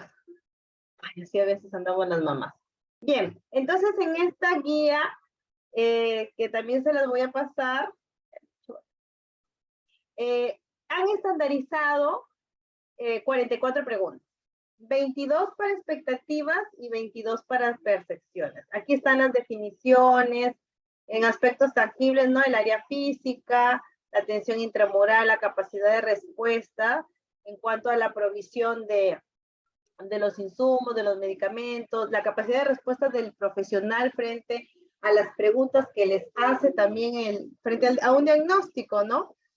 La evaluación de la satisfacción, la empatía, ¿no? Cómo dice el diagnóstico, cómo lo trata, la expectativa, la fiabilidad. Y esto, acá, bueno, aquí es parte de la teoría. Cómo se hace, se puede considerar en un plan de trabajo. Esto también les va a ayudar mucho para ustedes puedan hacer un plan de mejora, ¿no? Aquí, por ejemplo, en este proceso de evaluación lo planifican, recolectan, procesan datos, no, aplican una encuesta. También hay una encuesta que se tiene que hacer de 44 preguntas, ¿no? Entonces, tenemos acá, por ejemplo, quiero llegar a las dimensiones, ¿ya? Acá. El tamaño de la muestra. Comúnmente para un plan de mejora de un centro de salud, se tiene la población, por ejemplo, supongamos, el centro de salud Santa Ángela, tiene 2.000 habitantes, el distrito Santa Ángela. Entonces, esos 2.000 habitantes sería todo el total de la población. Pero a esos 2.000 le pasan por esta fórmula estadística y la muestra sería 500, ¿no? O 560, al 95% de confiabilidad. Entonces, se aplica la encuesta a esos 560. Estamos hablando de un centro de salud grande, pero si es un centro de salud con un menor porcentaje, entonces podemos tomar como referencia 50 encuestas, ¿no? Acá, por ejemplo, está cómo sacan la muestra, ¿no? Cómo se tiene que capacitar a los encuestadores, ¿no? Cuáles son los criterios de inclusión y exclusión.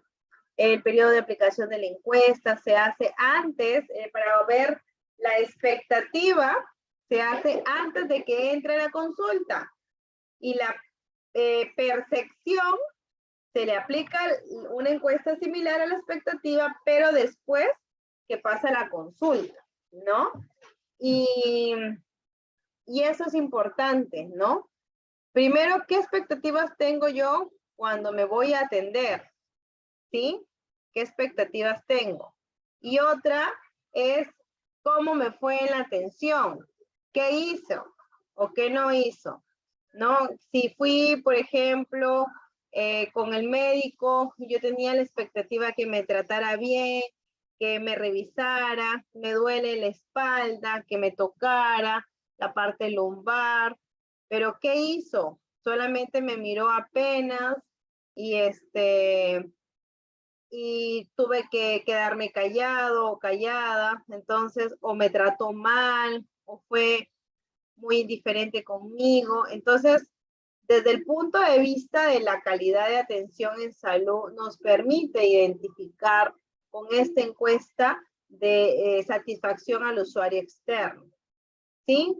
En este caso, por ejemplo, tenemos acá la fiabilidad. Las cantidades de las preguntas son 22, pero las primeras 5 preguntas son de fiabilidad. De la sexta, la capacidad de respuesta, la seguridad, la empatía y los aspectos tangibles. ¿Ya? Y eso me permite después tener un puntaje para ver qué tipo de satisfacción tengo. ¿Ya? Y eso a mí me permite crear si mi satisfacción está en verde o en rojo o en amarillo. Después que proceso los datos, miren, estas son las dimensiones. Fiabilidad, capacidad de respuesta, seguridad, empatía y aspectos tangibles. Si mis preguntas o el total de las encuestas, yo estoy por debajo del 40%, ¿no? Entonces es aceptable. Si está en entre el 40 o 60% de la insatisfacción, ya está en amarillo. Y si es por encima del 60%, entonces, sinceramente, ya es en una línea roja, ya ahí hay que intervenir, ¿no?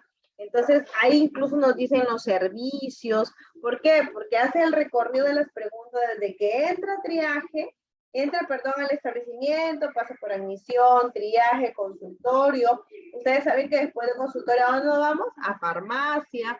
De farmacia le dan el medicamento, lo mandan a comprar, que es la típica de los establecimientos de salud, y luego se va a su casa. Entonces, todo ese recorrido del proceso de atención implica saber dónde es el cuello de botella. Me demoré 1 hora buscando mi historia, me atendieron, llegué tarde a la cita, ¿no? Y más aún, si es un servicio privado donde ustedes trabajan, esto tiene que ser aplicado con cronómetros muy exigentes en esto, porque les va a ayudar. En el servicio privado que ustedes pueden hacer mejor, esto es una herramienta de gestión muy aceptable. Ustedes midan sus tiempos, evalúen, encuesten, pidan que desde el punto de vista del usuario, ¿qué quiere mejorar? Y el usuario no te pide una infraestructura sofisticada. Miren, yo trabajo en una entidad donde todos los días atendemos problemas, casos muy fuertes, y los usuarios no te piden infraestructura, equipamiento sofisticado. Ellos quieren que los traten bien, que les den información, que los baños pueden ser viejitos, pero que estén limpios, que estén abastecidos de agua. Entonces, en un servicio privado se tiene todo eso, y aparte, funcionan de acuerdo a la satisfacción, a las expectativas y percepción, les va a ir muy bien, ¿no? Entonces, así, por ejemplo, tipo las clínicas Delgado, Auna, ¿no? Que son se supone las mejorcitas, ¿no? Entre comillas, porque también tienen sus falencias, ¿no? Entonces, esto aquí vienen los anexos. Miren, por ejemplo, incluso estas encuestas, por si acaso, sirven para hacer tesis, tesis tanto de pregrado o de posgrado, esta como una herramienta de gestión. ¿Por qué? Porque ahora todo es aceptable para mejorar los servicios de salud que tenemos en los establecimientos, ¿ya? Tenemos una encuesta, por ejemplo, para el nivel, aquí la condición del encuestado, la edad, el sexo, esas son las variables sociodemográficas, ¿no? Y vienen acá las expectativas, ¿no? Se le dan un puntaje, una escala Likert del 1 al 7. Likert fue el autor que creó su escala, su propia escala para medir desde el mínimo hasta el máximo. Y le puso topes, ¿no? Muy bien, bien, medianamente bien, excelente. Y luego de la expectativa, ¿ya? Toma. Ya, vamos a escribir, ¿ya? Después de la expectativa vienen las percepciones.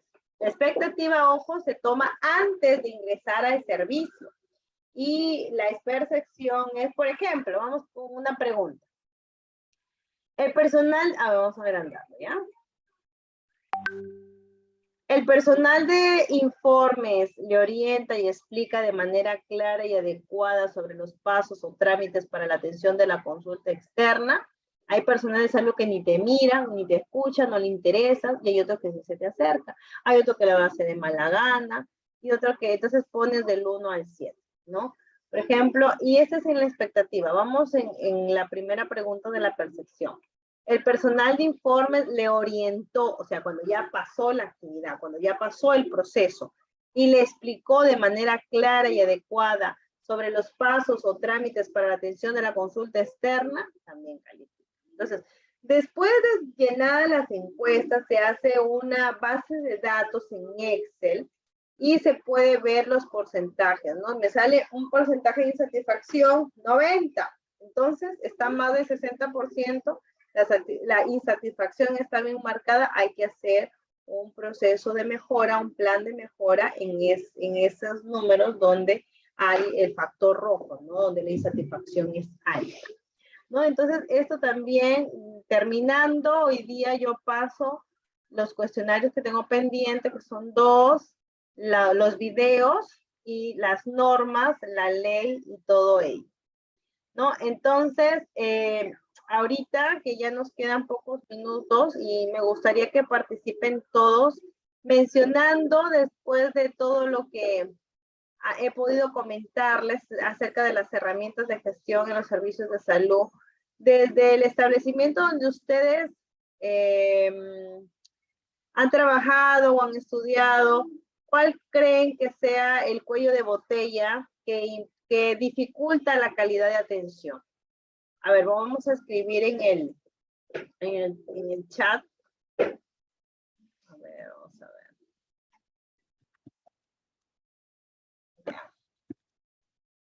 desde el centro de salud más cercano, ¿cuál es el cuello de botella? El cuello de botella se le llama al lugar o a la parte del establecimiento donde hay mayor problema, ¿no? Donde se origina el problema. Desde el centro de salud más cercano, ¿cuál es el cuello de botella? Y qué herramienta de gestión de botella identifica y cuál es la herramienta de gestión que usted puede sugerir, ¿no? Las herramientas de gestión, por ejemplo, pueden ser el estudio de tiempo de espera, el estudio de la calidad, el estudio de la percepción, proyecto cero colas. Otra herramienta que hemos visto, ¿no? Es, también la ética, ¿no? El componente ético del acceso a la información, ¿no? A ver, vamos a pedir participación. Eric Serna se encuentra.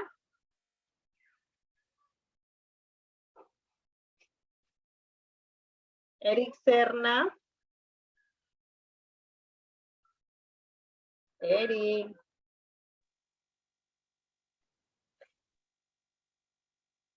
Se conectó, Eric, no hace caso.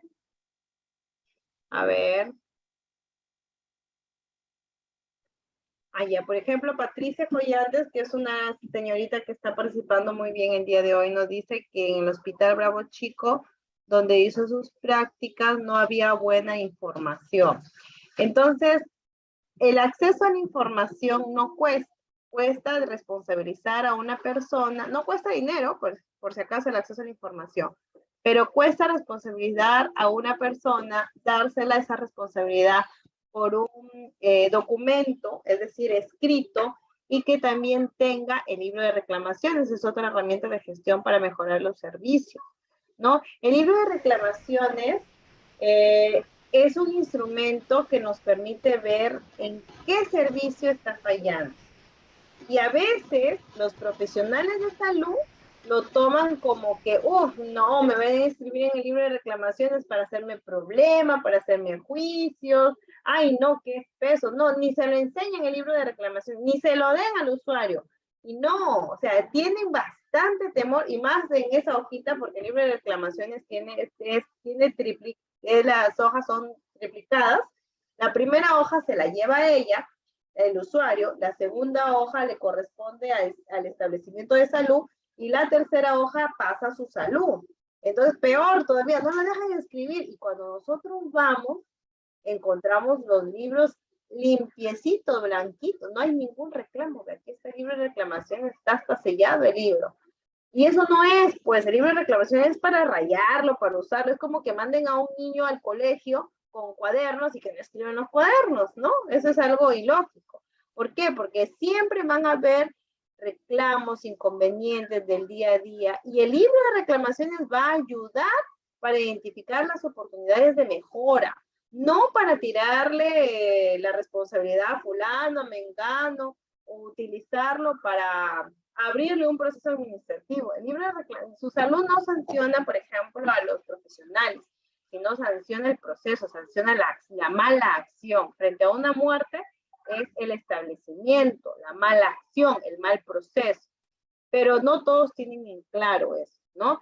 Entonces, para el acceso a la información sería el libro de reclamaciones, la cartera de servicio, y otra herramienta de gestión es que el mismo responsable tenga su documento por escrito donde le designan la responsabilidad. No es verbal solo la responsabilidad, es por escrita.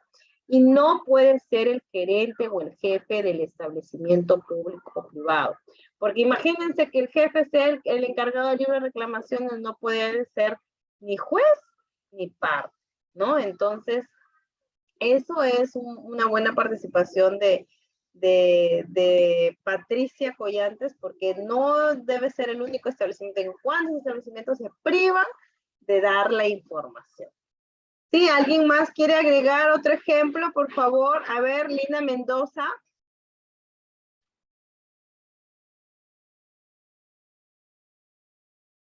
Lina Mendoza, Solange Paredes, Janet.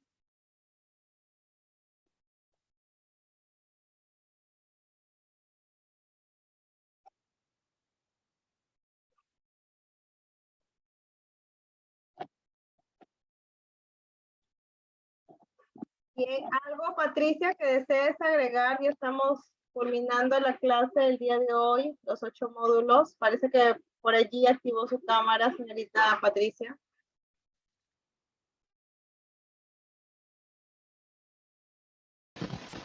Sí, buenas noches, doctora. Sí, a veces nosotros también como pacientes también nos mandan al desvío en las atenciones, en la información, ¿no? Pero como uno es personal médico, conoce la información que debe de recibir, ¿no? Entonces a veces uno también pide reclamaciones y al toque te llaman al administrador, al gerente y ¡pum! Te solucionan el problema, pero en menos de un minuto ya estás tú en el consultorio muy sentadita esperando que te sientan, ¿no? Entonces en el hospital pasaba eso, o sea, había pacientes que llegaban a consulta que la señorita de informes me dijo así, así, así, así, entonces me mandaron para acá, me mandaron para allá, entonces no tienen buena información para brindar al paciente, entonces hay pacientes que llegan tarde a sus consultas porque no les brinda la atención adecuada, ¿no? ¿A dónde deben dirigirse? ¿Dónde deben ir primero antes de pasar a la consulta? Perdón. Esas son algunas de las cosas, los cuellos de botella, como usted dice, que se presentan en algunos y en varios centros de salud, ¿no?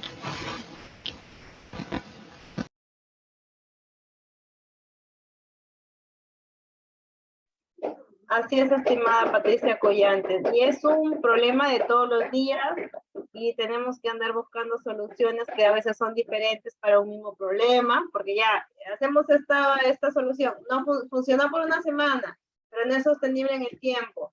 Entonces, hacemos otra solución. Va a funcionar por 2 o 3 meses, pero cambiaron al director o cambiaron al personal. Para eso se debe de basarse en todo documento o de reclamos o de acceso a la información, tener un encargado. Si bien es cierto, el acceso a la información debe ser responsabilidad de todos, pero el encargado del libro de reclamaciones tiene que tener su documento. No todos tienen la misma predisposición ni actitud para dar una buena atención a un acceso a la información, ¿no? A veces le preguntan al mismo trabajador y uno está cansado, hasta les da flojera responder o están con otros temas. Vaya, pregúntale a la técnica, vaya, pregúntale lo direccionamos. Y no asumimos, ya mira, este es así, es así, es así, es así.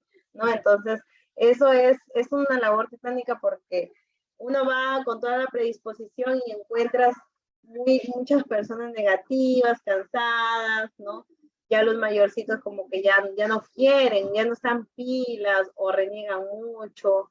Y eso pues los usuarios lo perciben al toque, ¿no? Entonces, ¿cómo mejoramos ello? Por eso es que se debería también implementar los deberes en salud para que la persona acuda a su cita. Está como un detalle de la ley del Sistema Nacional a 26842.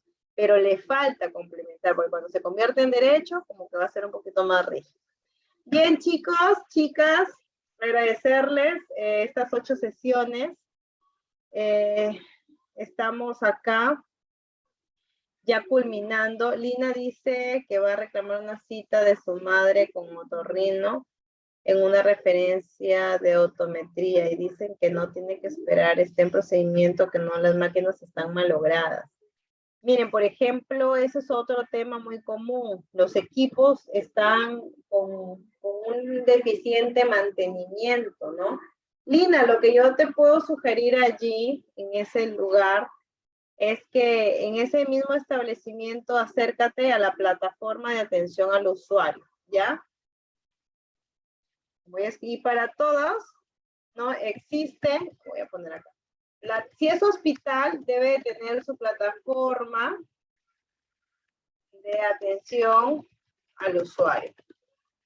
Si es hospital, o conocido como la OAS, ¿no? También la OAS es la Oficina de Atención al Usuario. En ese caso son para los de salud, ¿ya? Y el responsable del libro de reclamaciones está ahí, ¿no? Les hacen llenar un formato, les preguntan, hacen el trato directo y les solucionan el problema, ¿no? Entonces, es importante también estar haciendo seguimiento de nuestros reclamos, porque también hay casos donde inician un reclamo y de ahí ni le hacen seguimiento, ¿no? Entonces, todo eso contribuye a la retroalimentación a mejorar. Espero, Lina, que puedas solucionar ese inconveniente. Si no, ya me escribes por interno y te paso tu caso más bien al área de Lima. Ya, y cualquier cosa, estoy para servirles. Estoy pasando mi número personal. Si no les contesto en llamada, es porque a veces estoy asesorando algunos pacientes o viendo algunas tesis o dictando otro curso con ESIAC y me escriben, ¿ya? Muchísimas gracias. Gracias a ESIAC también por la oportunidad. Hemos culminado ya las 8 sesiones de este diplomado. Y por favor estén al día con todos sus trabajos, ¿no? Con sus pagos, para que puedan tener su certificado, porque les va a ayudar. Estoy enviando, terminando la clase, los videos y los cuestionarios. Muy amables, muchísimas gracias, que Dios los bendiga y espero que hayan pasado una Navidad, porque Navidad debemos de celebrarlo todos los días, ¿no? Hacer que en nuestro corazón en la mañana, tarde y noche nazca el niño Jesús, ¿no? Con nuestras buenas acciones.